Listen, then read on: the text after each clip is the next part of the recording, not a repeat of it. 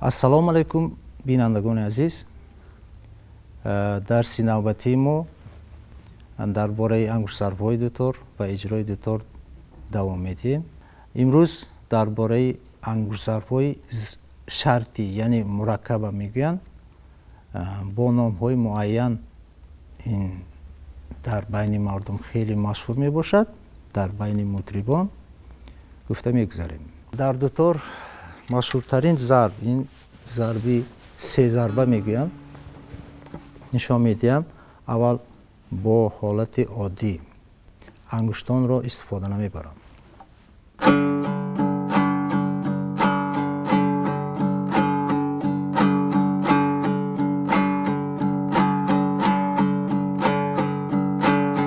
барои чӣ ина се зарба мегӯянд? Се зарби, яъне се зарб дорад. Да да да да да да да да да да да да да да да. дар ин зарби се зарба қариб ки бисёр оҳангҳои дутор эҷод шудааст ва иҷро карда шудааст. ин хеле машҳур аст. боз як бор такрор мекунам.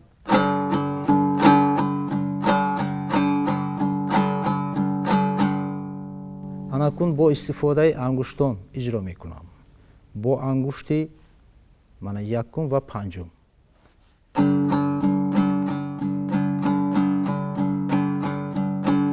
чорума илова мекунам.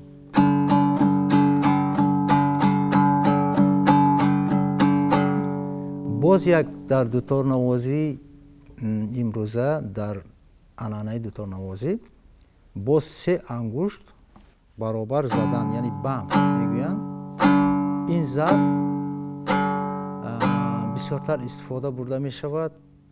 дар байни устодонам бисёр истифода бурда мешавад ва бо ин зарб ман се зарбаи дуторро, яъне се зарбаи ҳамин ангуштзарбро барои шумо менавозам.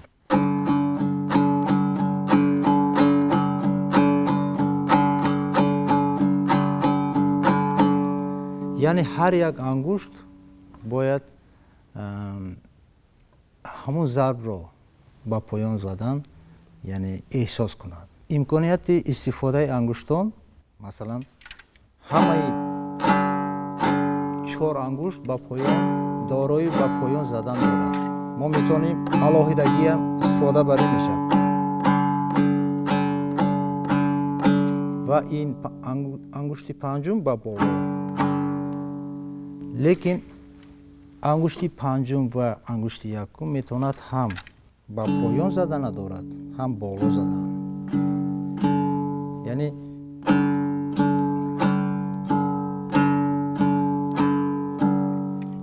ин ангуштзарб аллакай чидазарб, бо ангуштон чида менавозем.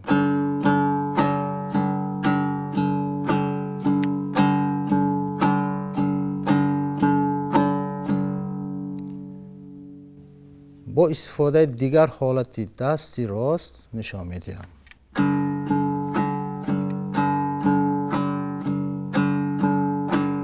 яъне ин чорум, панҷум бо панҷум ва якум се бо се ангушт иҷро карда истодам. бо бам истифода мебарам, яъне бо се ангушт, яъне чорум, сеюм, дуюм.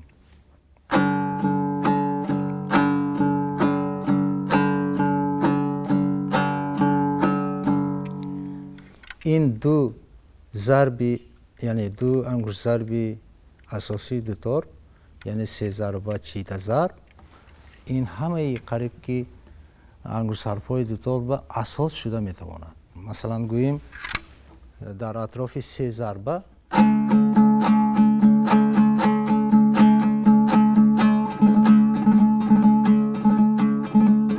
инам дар атрофи се зарба пайдо шудааст. яъне чида зарб бо ангуштон навохта мешавад.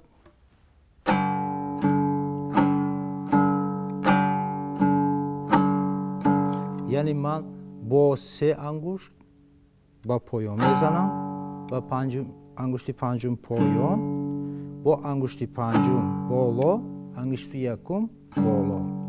яъне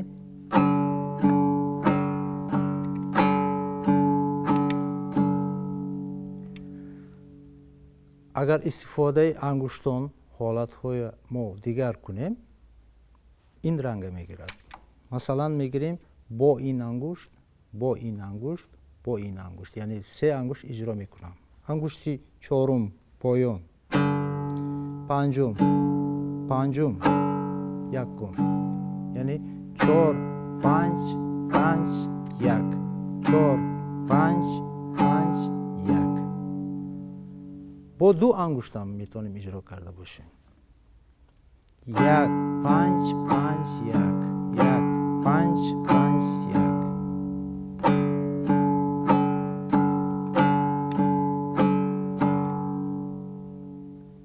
ангуштзарби дигари мо ин резҳо мебошад. рез дар ҳамаи асбобҳои мусиқӣ амал мекунад. Дар дутор се нави рез вуҷуд дорад. Рез кардан, яъне рези як ангушта.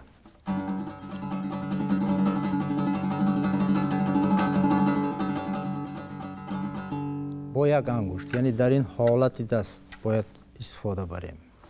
Яъне ин дастҳо бояд рост бошад, аз инҷа бояд қат, яъне ангуштон қат кунем, яъне то охираша бояд қат намекунем. Ин намуди ин даста мо бенур мешавад. Ба хотири ҳамин ин камтар қат мекунем ва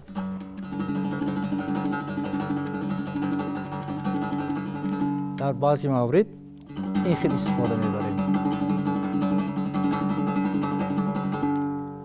ин буд рези як ангушта.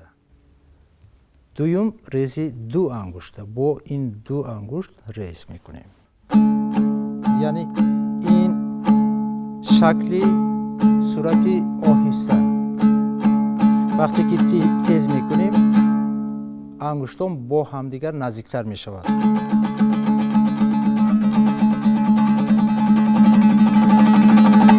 ҳамон қисмати ноҳун кати, яъне қисмати ноҳун бояд навозад. боз як рези дигари мо ин чидарез мебошад. ҳамон чида зарби ки мо навохтем,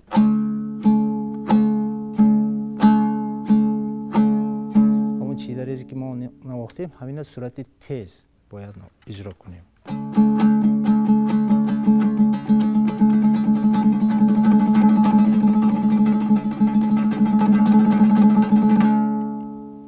албатта бо ин чидарез метавонем ангушти чорум илова кунем. Яъне ҳар як аксенти ҳамон ангуштзар ба ин ифода мекунад. Масалан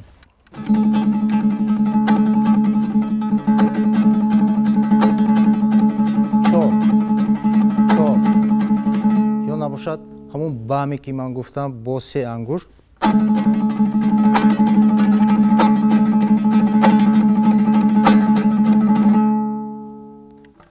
ин се нави рез дар дутор буд. боз аз ҳама муҳимтарин фаъолияти ҳамин иҷрои ангуштон, ин чор ангушт дорои ба поён заданро дорад ва ду ангушти мо дорои ҳам ба поён, ҳам аз поён ба боло навохтанро дорад. Масалан ин ангушт ҳам ба поён мезанад, ҳам ба боло. ин ангуштам ҳамин хел аст, ҳам ба поён мезанад, ҳам аз поён ба боло. бо ҳамин мо метавонем ангуштзарбҳои маъна чида зарбро иҷро карда бошем, се зарбаро иҷро карда бошем. боз як зарби хеле машҳур дар мусиқӣ иҷро карда мешавад, ин зарби илова. Зарби илова, масалан як зарбро метавонем масалан бам намохта истодам бо се ангушт, яъне ноҳуно расида истодааст, фақат ноҳуно кати. ҳамин бамро барои оро додан мо зарби илова мекунем, яъне бо ду, яъне сурати тез кати агар навозем, яъне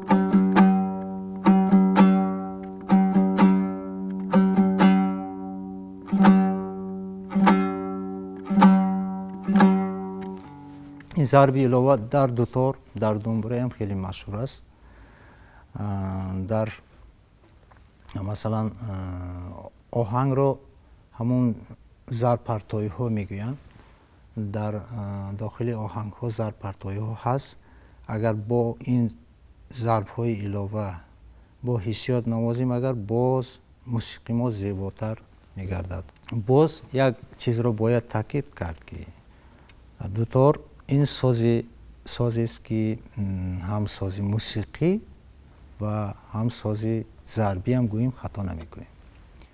در برابر اجرای آهنگ و اصول معین همون آهنگ رو این نگاه می‌دارد.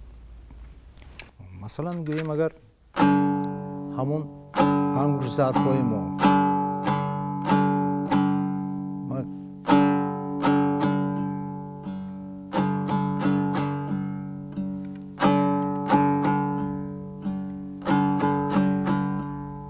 یعنی بکا بوم بوم بکا بوم بوم، این اصولی ساقینامه در موسیقی شش مقام در قسمت شعبه دوم شش مقام عمل میکند. با دایره مثلا بکا بوم بوم بکا بوم بوم، یعنی بک بوم جدا میکند. در دوتار میتونیم همینه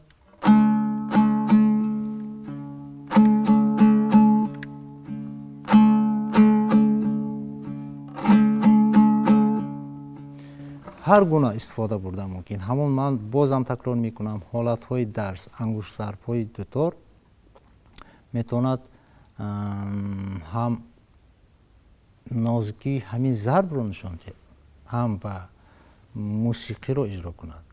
برای همین میگوید دوتار هم دوتار سازی موسیقی هم سازی ضربی هم گفته میتونیم. انا با یک انگشت ضرب دیگری ما این همون سه ضربه‌ای که ما استفاده میبریم به این ریز علاوه میکنیم. مثلا سه ضربه خودش رو مینوازم.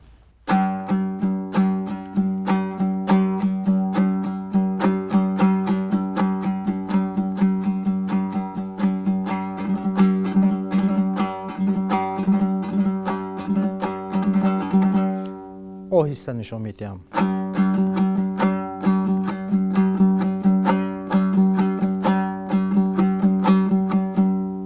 ما علاقه میدانیم با این دو دست من چیده ضرب وقت استادم. یعنی اول بام با با با با بام، دو بار با با، دو بار با چیده ضرب.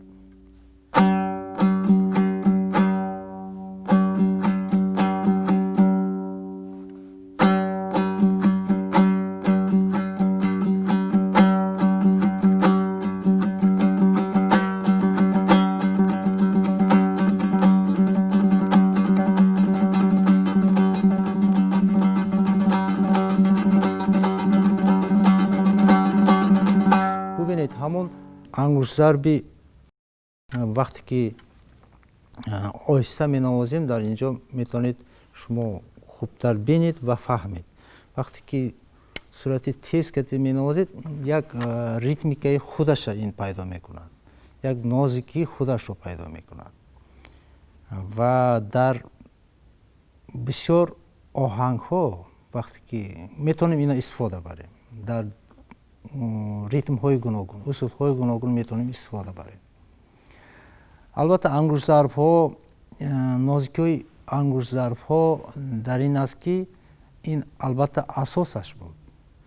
در وقتی که اجرا میگویند چپ ضرب میگویند. این چپ ضرب در بین دایره‌چی ها خیلی معمول است.